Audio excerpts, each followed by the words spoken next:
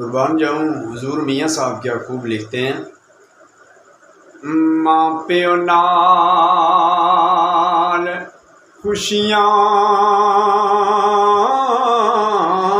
ते इन्हां दियां क्या बातां,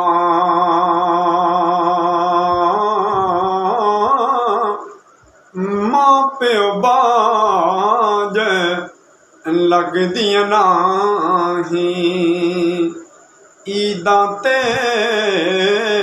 शबरातां, जिन्हां दे जग ते नहीं मापे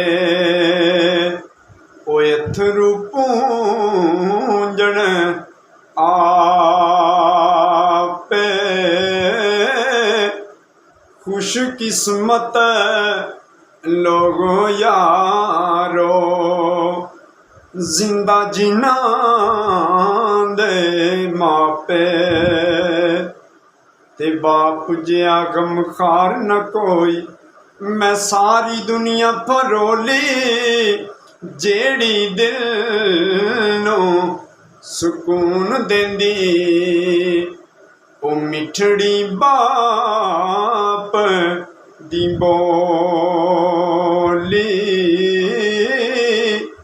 ते बेअदबी जिन्हें मां दी कीती, हुजूर मियाँ साहब लिखते हैं कि बेअदबी जिन्हें मां दी कीती कख नहीं रहना ओदे पल्ले, क्योंकि रब ने रख छड़ी जन्नत मां दियां पैरां